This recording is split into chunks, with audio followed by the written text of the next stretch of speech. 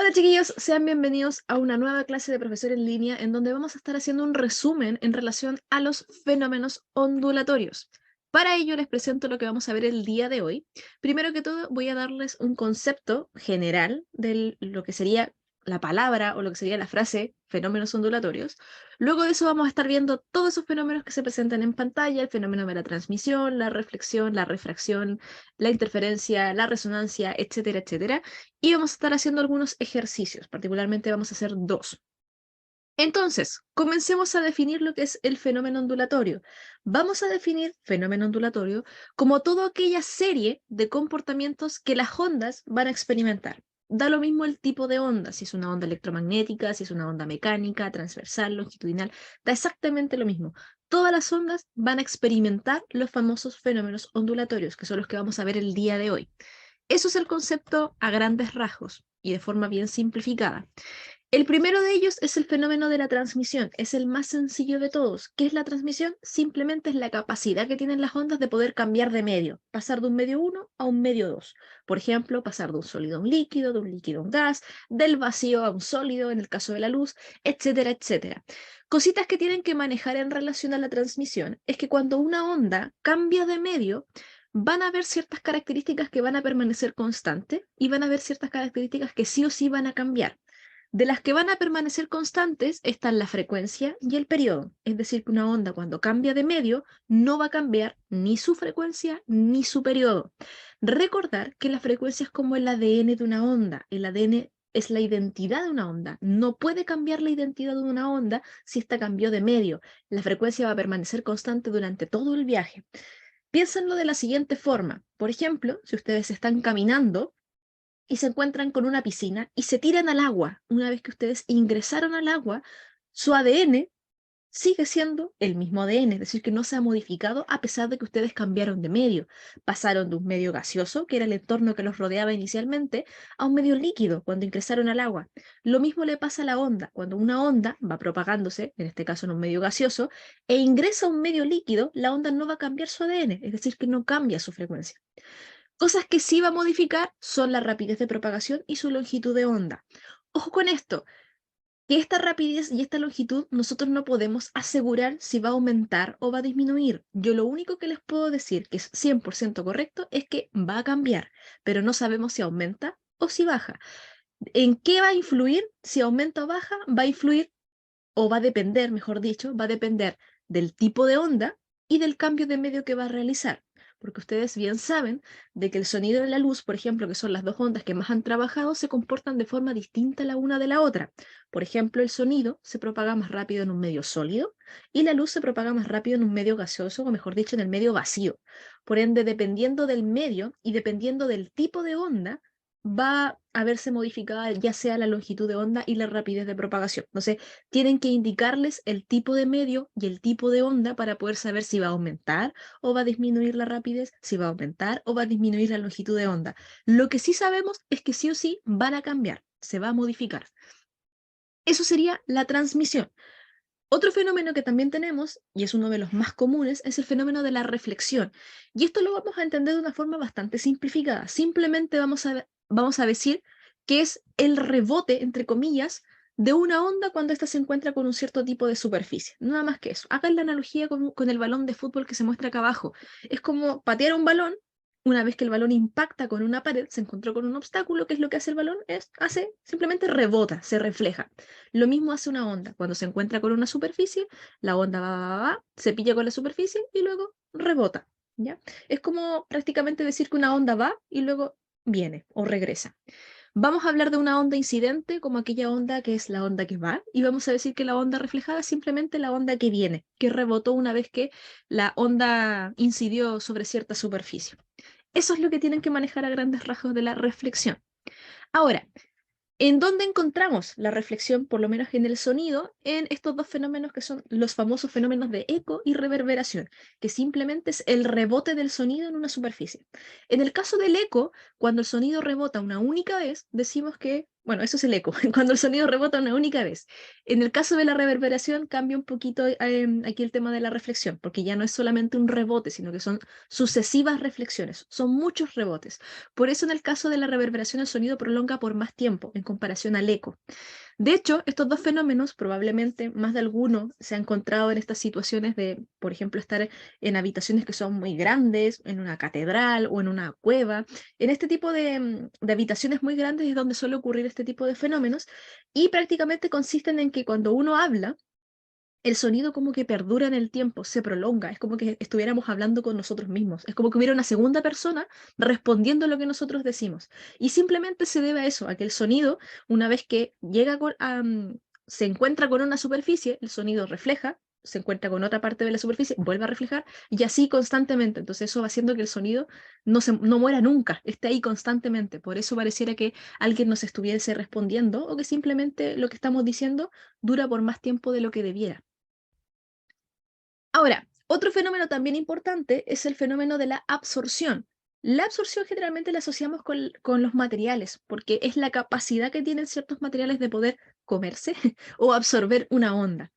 Tenemos tanto absorción en la luz como en el sonido. Acuérdense que todos estos fenómenos es para todo tipo de ondas, da lo mismo el tipo, la naturaleza, todas las ondas van a sufrir de estos fenómenos. Un ejemplo clave en el caso del sonido, no sé si han escuchado hablar de las esponjas acústicas. Las esponjas acústicas son un material que se utiliza mucho, sobre todo en estudios de música o en estudios de audio, porque permiten, de cierta forma, absorber el sonido, ¿ya? Y evitar los fenómenos de eco y el fenómeno de reverberación, es decir, evitar que el sonido se refleje. ¿Por qué? Porque en un estudio de música lo que uno quiere es que el sonido se escuche lo más nítido posible. Quieren evitar que se escuchen como segundas voces o que el sonido dure más de lo que debiera durar.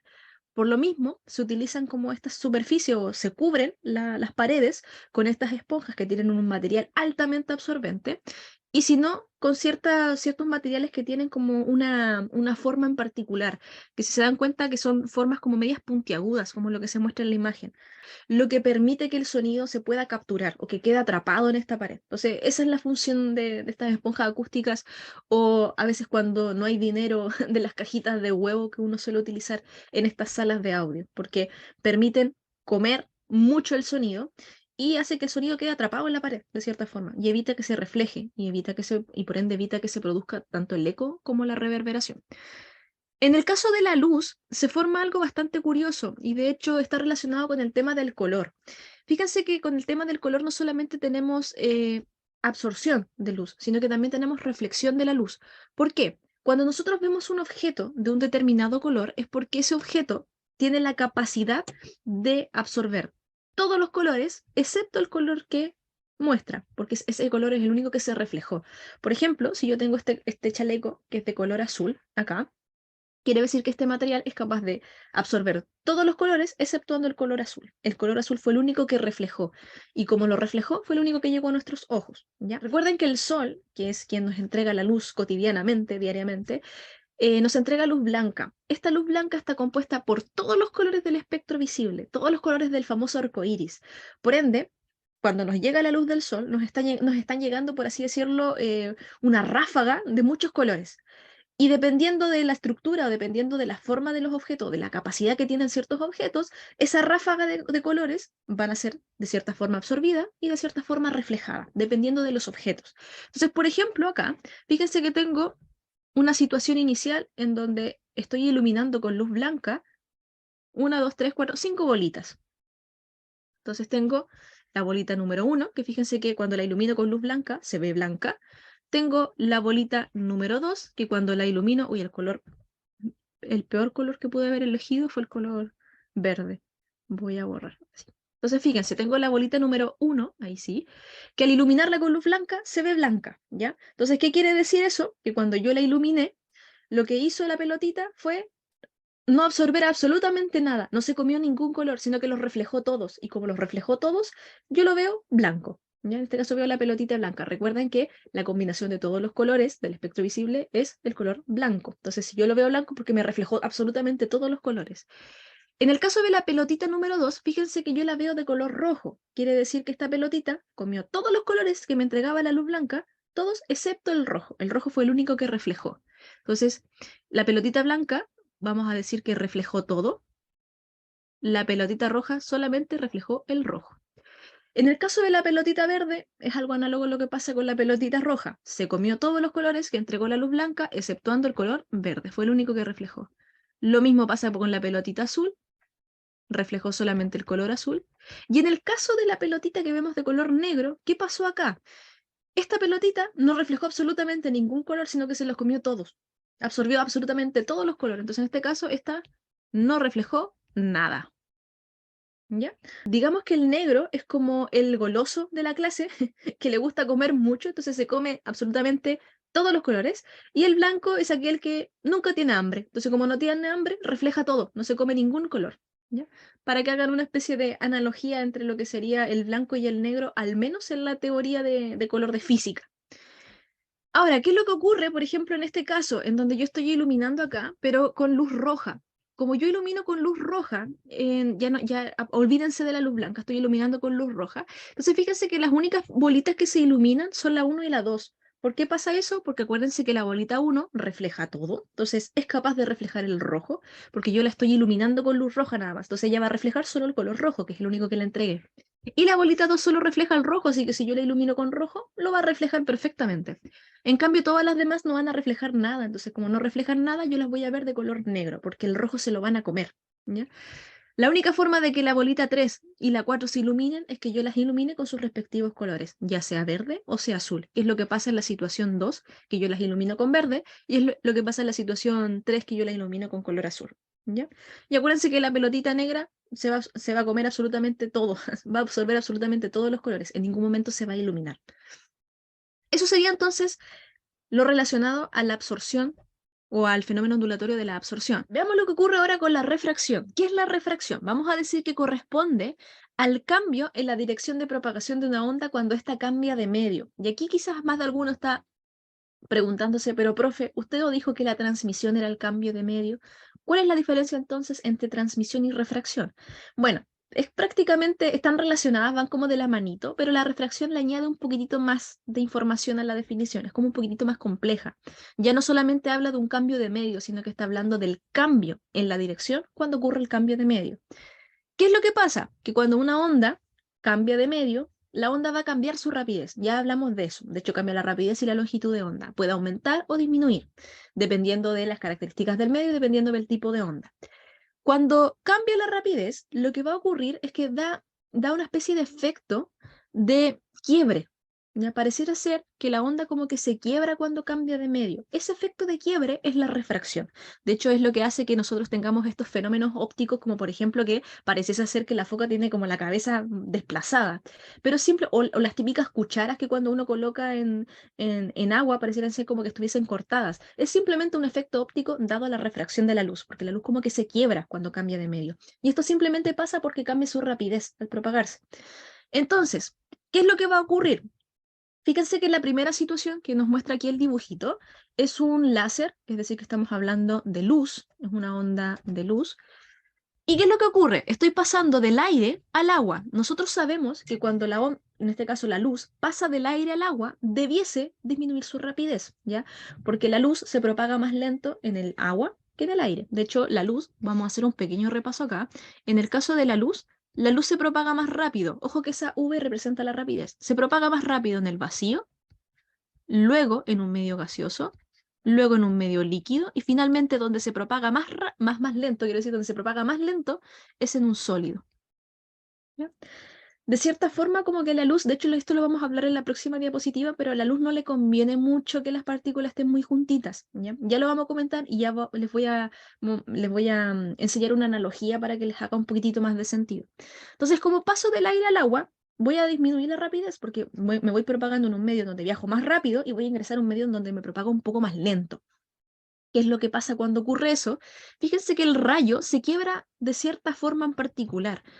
Acá está N, les voy a mencionar primero lo que es la normal. Esta N, viene a hacer mención de lo que es la normal. ¿Qué es la normal? Simplemente es una recta perpendicular que de cierta forma parte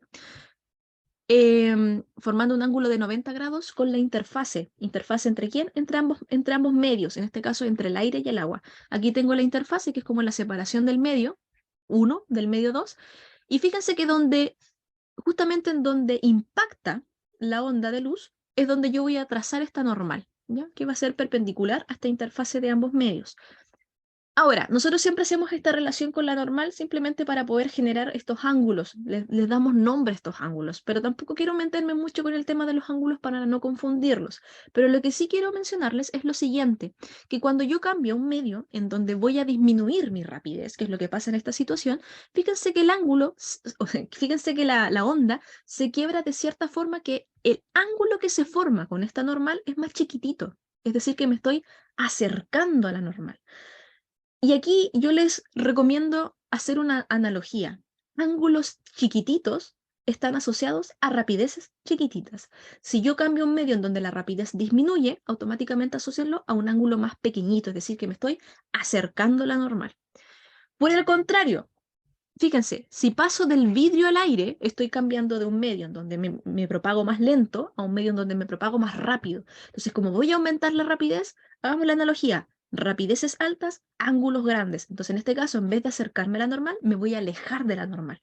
Y fíjense que efectivamente aquí el ángulo, de hecho aquí lo voy a hacer con otro color porque como esto está ya en negro, el ángulo es mayor en comparación al ángulo incidente. Este ángulo incidente, que nosotros le llamamos un ángulo incidente, el que está formado entre la onda incidente y la normal, pero esos son nombres nada más. Fíjense que el ángulo inicial es más chiquitito que este ángulo final, ¿ya? ¿Por qué? Porque pasé a un medio en donde me voy a propagar más rápido, entonces me estoy alejando de la normal. Rapideces grandes implican ángulos grandes. Entonces, hagan esa analogía por si les llegasen a preguntar qué es lo que ocurre con los ángulos o si me acerco o me alejo de la normal. Entonces, acuérdense, si aumento la rapidez al cambiar de medio, quiere decir que aumento mi ángulo, es decir, que me estoy alejando de la normal.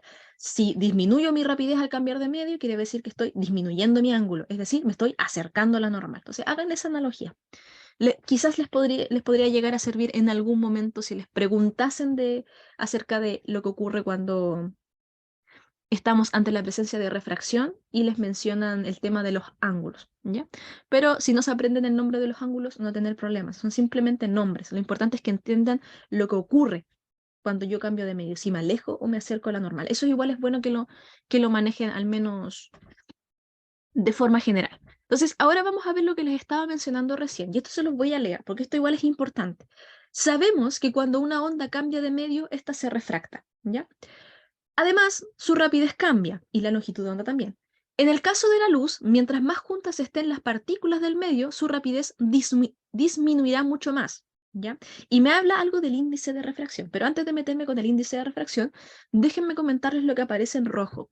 Y es lo que les mencionaba delante, que mientras más sólido sea el objeto, mientras más juntas estén las partículas, más le cuesta a la luz atravesar el medio, porque de cierta forma, mientras más juntas estén las partículas, aumenta la resistencia al paso de la luz. De hecho, eso creo que es la palabra que mejor calza de esta situación, aumenta la resistencia. Y aquí vamos a hacer una analogía. Piensen que estamos en un partido de fútbol americano, tenemos dos equipos, equipo 1, equipo 2. La luz corresponde o es parte del equipo 1, ¿ya?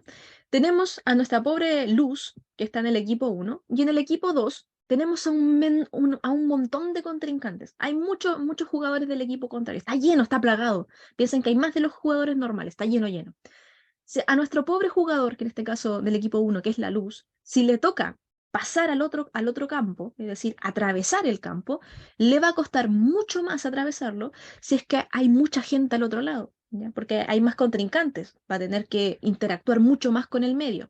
Y esto es lo que le pasa a la luz, en este caso, en vez de con participantes o con jugadores, con las partículas. Mientras más partículas haya, más le cuesta a la luz atravesar el medio. Y como le cuesta más, eso automáticamente implica que se va a propagar más lento, ¿ya? Porque va a interactuar más con la materia, entonces va a estar un poquitito, le va a costar atravesar. Por otro lado, si hay pocos contrincantes o hay pocos jugadores del equipo 2, a la luz le va a costar muy poquito atravesar el medio y eso automáticamente implica que se va a propagar más rápido. Entonces, y aquí viene el tema de la oposición a la resistencia. Mientras mayor sea la resistencia del equipo contrario, más le cuesta a la luz atravesar y como le cuesta más a la luz, va a propagarse más lento. Si la resistencia es más pequeñita, automáticamente eso implica que a la luz le cuesta menos atravesar y por ende lo va a hacer de forma más rápida. Y ahí entra en juego de la definición de índice de refracción. De hecho, índice de refracción se define como la resistencia que presenta el medio al paso de la luz. Y haga la siguiente analogía. Mientras mayor sea la resistencia, mayor es este índice. Y mientras menor es la resistencia, menor es el índice. Y de hecho es lo que pasa aquí, por ejemplo, con esta tabla. En el caso del vidrio, en el caso del diamante, que es un objeto sólido, hay mayor resistencia porque piensen que en un sólido las partículas están más juntitas, es decir, que tengo más jugadores del equipo 2. Y como tengo más jugadores, le cuesta más a la luz atravesar el medio y por eso el índice de refracción adquiere un valor mayor. De hecho, fíjense la rapidez que adquiere, 124.000 kilómetros por segundo. Comparemos lo mismo con el vacío, en donde, entre comillas, técnicamente no hay jugadores del equipo 2. Ojo, técnicamente, ya, porque es prácticamente espacio vacío, ya, pero para la PAES es un lugar vacío, no hay nada. ¿Ya? Entonces, si no hay nada, no hay jugadores del equipo 2. Y como no hay jugadores del equipo 2, el medio no presenta resistencia y la luz se propaga lo más rápido que puede. De hecho, por eso aquí es donde el índice de refracción adquiere el valor más chiquitito. Y por eso aquí es donde adquiere el mayor valor para su rapidez de propagación, que son estos 300.000 kilómetros por segundo. ¿Ya? Esa es la analogía que quiero que hagan al menos en el caso de la luz. Ojo, solo la luz. El sonido es una historia completamente distinta, ¿ya? Porque recuerden que el sonido, donde se propaga más rápido, es en el sólido, en comparación a la luz. La luz se propaga más rápido en el vacío, el sonido se propaga más rápido en un sólido. ¿Por qué? ¿Ya? Y aquí no quiero que se confundan. ¿Por qué pasa esto? Porque el sonido sí le conviene que haya muchos jugadores del equipo contrario. Porque recuerden que el sonido es una onda longitudinal, es decir, una onda que se propaga mediante choques. ¿Y dónde van a ocurrir mayoritariamente los choques? Donde las partículas estén más juntas. Ahí van a impactar más. Entonces, por eso le conviene, en este caso, al sonido, un medio sólido para propagarse más rápido. Ya, pero al menos entiendan bien el concepto de la luz, con por qué se propaga más rápido en el vacío, por qué se propaga más lento en un diamante. Hagan esa analogía con este juego de fútbol americano porque sirve. Y simplemente, si les cuesta mucho analizar el tema de que el sonido es una onda longitudinal y por eso, bla, bla, bla, si les cuesta mucho eso, simplemente piensen que el sonido es todo lo contrario. Y como es todo lo contrario, dan vuelta esa desigualdad que vimos delante, donde les puse rapidez en el vacío es mayor que la rapidez en el gas, es mayor. Esa misma desigualdad o esa misma, bueno, esa misma relación que hicimos delante, den la vuelta y tienen el sonido. ¿Ya? Ya, eso nomás les comento acerca de la refracción. No los quiero confundir más porque ya de por sí la refracción es un fenómeno complejo. Siguiente fenómeno ondulatorio, la interferencia. ¿Qué es la interferencia? Es el fenómeno en el que dos o más ondas se superponen o se combinan, resultando una onda cuya amplitud puede ser mayor o menor que la de las ondas que la componen o de las ondas iniciales. ¿Qué pasa? Y esto ocurre mucho en la vida cotidiana, en la vida diaria. Cuando dos ondas se van propagando y en algún momento se juntan, sí o sí se van a interferir de una u otra forma. ¿Ya? Esa es la interferencia, simplemente cuando dos ondas se juntan. Viene una onda viajando por acá, viene otra onda viajando por acá, se juntaron, interferencia. ¿Ya? Ahora, ¿por qué hablamos de que puede haber una onda resultante cuya amplitud sea mayor o menor? Es porque tenemos dos tipos de interferencia y ya nos complicamos la vida.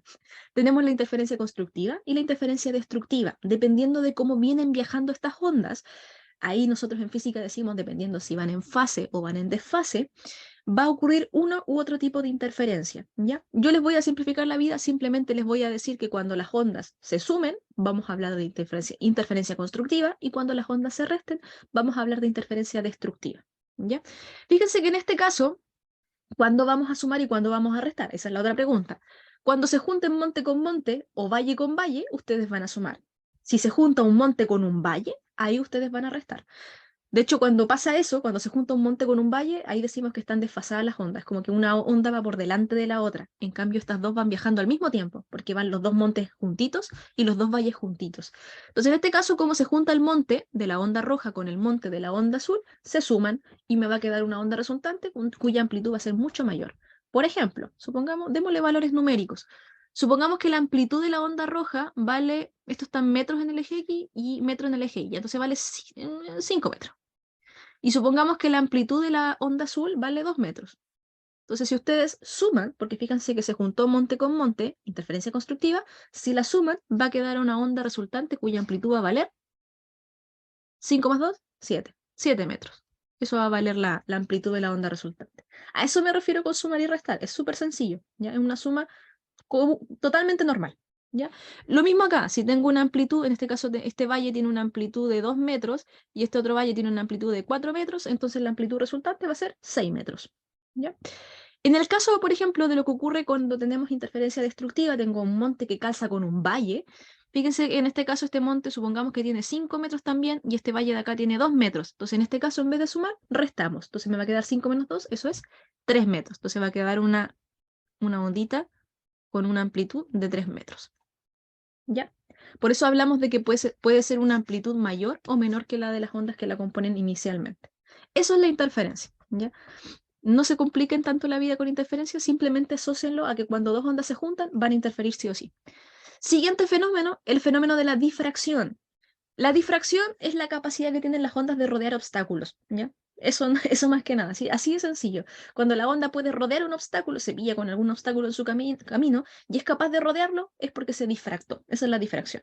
Ejemplos típicos cuando una onda va viajando y se encuentra con aperturas, ¿ya? Una, dos, tres, da lo mismo la cantidad de aperturas. Siempre que se encuentra con una apertura, la onda que viene viajando no va a decir, uy, no, en realidad ya no me puedo propagar, ya mejor me devuelvo. No va a decir eso, sino que va a hacer todo lo posible para seguir transmitiéndose. Entonces va a lograr superar ese obstáculo, ¿ya? Que la vida le dio, lo va a superar, se va a seguir propagando y como en este caso tuvo que rodear este obstáculo, hablamos de que se difractó. Y eso es lo que pasó acá. Fíjense que se encontró con un obstáculo, a la onda le dio igual, se siguió propagando, es decir, que logró rodear, atravesar el obstáculo y por ende decimos que se difractó. ¿Ya? Es por esta razón que nosotros, por ejemplo, podemos ver luz cuando la habitación, cuando tenemos la puerta cerrada y tenemos, por ejemplo, toda la luz apagada en nuestra habitación y aún así, no sé, las personas que están en el living tienen la luz encendida, nosotros somos capaces de saber que tienen la luz encendida porque, en este caso, la luz, esta onda, logra rodear, en este caso, los bordes de nuestra puerta. Nosotros podemos ver luz por debajo de la puerta, por los costados, y eso es porque la luz es capaz de difractarse, ¿ya? Entonces, hagan siempre la relación, por ejemplo, con niñitos que están jugando a la silla musical. ¿Qué están haciendo los niños? Están rodeando las sillas, ¿ya? Eso es lo mismo que hace la onda, rodea. El hecho de que nosotros podamos comunicarnos con personas que viven muy lejos, porque la onda que nosotros, en este caso cuando nosotros hablamos, la onda es capaz de propagarse y rodear muchos obstáculos dentro de su camino, montaña, edificio, árboles, etcétera, etcétera. Y eso es porque la onda es capaz de difractarse. Si la onda no pudiera difractarse, créanme que nosotros no podríamos hablar con gente que vive muy lejos, porque la onda no tendría la capacidad de poder propagarse, porque no podría rodear los obstáculos. Se detendría cuando se encontrara, si se llegase a encontrar con un obstáculo. Entonces, la difracción es simplemente eso, rodear obstáculos. Y finalmente, el último fenómeno que vamos a ver el día de hoy es el fenómeno de la resonancia. Les voy a leer esto. Dice, corresponde al refuerzo en la amplitud de vibración que experimenta un cuerpo cuando se ve afectado por un estímulo externo cuya frecuencia coincide con la frecuencia natural que él posee. Ya, ¿qué es lo que pasa? Todos los materiales tienen una frecuencia natural. De hecho, si ustedes golpean un objeto, yo aquí tengo un lápiz, si ustedes lo golpean, se va a emitir un sonido característico. Ese sonido característico es su frecuencia natural, ¿ya? Si yo, por ejemplo, tuviese aquí un medidor de frecuencia, golpeo el lápiz, me va a decir, ah, mira, esa frecuencia es tanto. Y esa es su frecuencia natural. ¿Qué pasa? ¿Qué es la resonancia? Es, de cierta forma, la capacidad que nosotros podemos tener de hacer que un objeto comience a vibrar, es decir, que comience a emitir un sonido, simplemente o sin tocarlo de forma directa. Es como yo puedo hacer que este lápiz comience a vibrar, es decir, que este lápiz comience a emitir este sonido de frecuencia natural sin golpearlo, es decir, sin hacer esto. ¿Cómo lo hacemos? Tendríamos que tener un objeto a su alrededor que tenga exactamente la misma frecuencia natural que este objeto. Y si ustedes golpean ese segundo objeto, lo que van a hacer es que este objeto se vea perturbado y que comience a vibrar. ¿Por qué? Porque entró en resonancia. Eso es prácticamente este fenómeno que es medio enredado de entender. Y típicamente se explica con diapasones, ¿ya?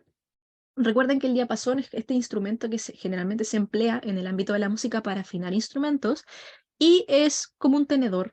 Entonces, si ustedes lo golpean, cada diapasón tiene una frecuencia característica. Entonces, en este caso, tengo dos diapasones, diapasón 1 y diapasón 2. Entonces, yo, por ejemplo, el diapasón 2, que es el que tengo acá, déjenme dibujar aquí, diapasón 1 y diapasón 2. Pensemos que el diapasón 2 tiene una frecuencia de, supongamos, 220 Hz. Esa es su frecuencia natural, ¿ya? Yo sé que esa es su frecuencia natural. Yo dejo ese diapasón tranquilito ahí y me consigo otro diapasón que tiene la misma frecuencia natural. ¿Y qué es lo que hago? Lo comienzo a golpear. Y como lo comienzo a golpear, ¿qué es lo que hago? Perturbo las partículas del aire lo que hago es que el sonido se comienza a propagar, se propaga, se propaga, se propaga mediante el aire hasta que impacta con este segundo diapasón.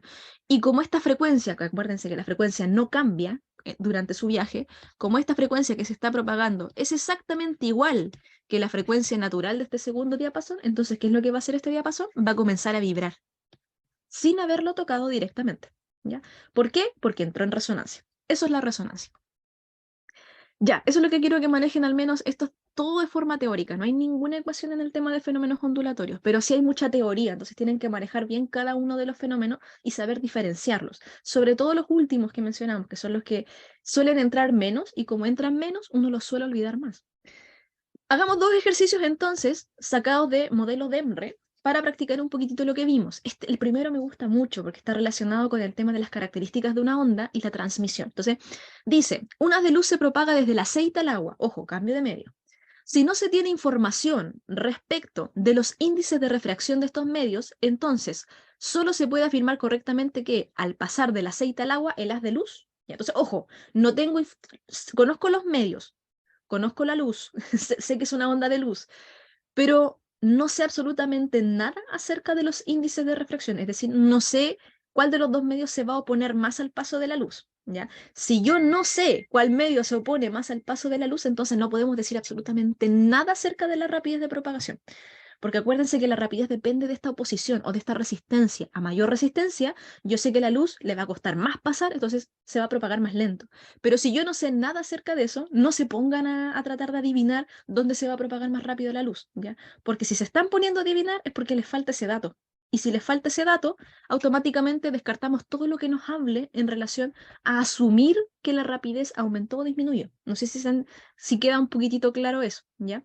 Pero entonces, recordar o tener en cuenta esto, no sé nada del índice de refracción, entonces no sé cuánta oposición va a presentar el medio al paso de la luz, ¿ya? Solo sé que es un haz de luz y solo sé que pasó del aceite al agua, nada más. Entonces, veamos la alternativa A. Varía su longitud de onda y aumenta su rapidez de propagación. Ojo que la primera parte es correcta. Acuérdense que cuando hay un cambio de medio, sea el cambio de medio que sea, ¿ya? Aquí no es necesario saber información. Yo sé que lo que va a cambiar sí o sí, de hecho se los voy a anotar aquí para que no lo olviden, va a cambiar la longitud de onda, que es este lambda, esta letra griega, y va a cambiar sí o sí la rapidez de propagación. Lo que no cambia, acuérdense, es el ADN de la onda, la frecuencia y el periodo, ¿ya? Entonces, yo sé que cambia la longitud de onda, yo sé que cambia la rapidez de propagación, va a aumentar, va a disminuir, no tengo ni idea, pero yo sé que cambia. Entonces, la primera parte es correcta y la segunda está asumiendo que aumenta la rapidez, entonces por eso la descartamos. Alternativa B, varía su frecuencia, descartada al tiro, ya acuérdense que el ADN no cambia. Alternativa C, mantiene su rapidez de propagación, eso no, sí o sí va a cambiar, porque hubo un cambio de medio, pasó del aceite al agua, va a cambiar la rapidez. ¿Cómo? Ni idea. D, mantiene su longitud de onda, descartado, tiene que cambiar. Y alternativa E, mantiene su frecuencia. Esa es la correcta, ¿ya? Acuérdense que cuando cambiamos de medio, sí o sí se mantiene constante la frecuencia y el periodo. Y sí o sí cambia la rapidez de propagación y la longitud de onda. Apréndanselo como Biblia, así, como un versículo. Ya, segunda pregunta, y esta sería la última. La persistencia de un sonido en un recinto cerrado, es decir, que el sonido se prolongue más del tiempo necesario o más de lo debido, después de suprimida la fuente sonora, se denomina, acuérdense que para que un sonido se mantenga en el tiempo, se mantenga, necesitamos que, para que ocurra esto, necesitamos que ocurran muchas reflexiones. Entonces, cuando hablamos de reflexiones, en el caso del sonido tenemos dos fenómenos, el eco y la reverberación. Acuérdense que el eco es una sola reflexión y la reverberación son sucesivas reflexiones, son muchas reflexiones. Entonces, para que el sonido perdure por mucho tiempo, quiere decir que el sonido se reflejó durante mucho tiempo. Y eso simplemente sería la reverberación, ¿ya? Ojo que podría ser reflexión también, ¿ya? Pero como estamos haciendo mención del sonido, nos podemos ir un poquitito más específicos y por eso hablamos de reverberación. Entonces aquí hay que buscar, lamentablemente, estas de las típicas preguntas que yo odio, en donde hay que buscar la más correcta, y aquí la más correcta sería reverberación, ¿ya? Absorción no, porque acuérdense que la absorción lo que haría sería suprimir el sonido, ¿ya? Hace que el sonido se vaya, se muera. Transmisión, acuérdense que la transmisión es el cambio de medio, aquí no estamos hablando de un cambio de medio, simplemente estamos hablando de la prolongación del sonido, Interferencia, acuérdense que para que haya interferencia tienen que juntarse dos ondas, y aquí no me están hablando de que se junten ondas o no. Ojo, que igual dentro de las reflexiones puede haber interferencia, ya puede que se junte una onda que va viajando con otra onda que va volviendo, puede haber interferencia también, pero no está haciendo mención al tema de la interferencia, sino que está haciendo mención a la prolongación del sonido, es decir, a la reflexión del sonido, más que al tema de que se junten o no se junten las ondas, ¿ya? Entonces, la más correcta tendría que ser la alternativa D, reverberación. Ya, y eso sería entonces todo para la clase del día de hoy. Aquí les tengo algunos recordatorios. Recuerden, valga la redundancia, revisar todos los materiales en su intranet de CPECH, los libros, las guías, practiquen con sus materiales, asistir a todas sus clases es muy importante. Acuérdense que si queremos construir un edificio, tenemos que construirlo ladrillo por ladrillo, y eso son las clases, ¿ya? Asistir a todas las clases. Revisar la lista de reproducción de pizarra, un clic que lo van a encontrar en el canal oficial de CPECH. Vayan a echarle una ojeadita a Pizarra un clic, van a ver videos de contenido de todas las áreas, ¿ya? De física también hay para que revisen, hay de ondas, ¿ya? Para que los vean. Si son alumnos de CPECH, recuerden que cualquier duda que tengan pueden pedir una horita en todas las áreas posibles, ¿ya? Pero ojo, si son alumnos de CPECH. Ya, y con todo esto dicho, les deseo mucha suerte, que les vaya súper bien. Ahí les dejo el código QR del canal oficial de CPECH y espero que hayan aprendido un poquitito más acerca de los fenómenos ondulatorios o hayan podido recordar algunas cosas que vieron en clase o que vieron en algún libro, en alguna guía. Me despido, que tengan un lindo día, una linda noche, una linda mañana, no sé a qué hora estén viendo esto, y nos vemos en una futura clase. Que estén bien. Chao, chao.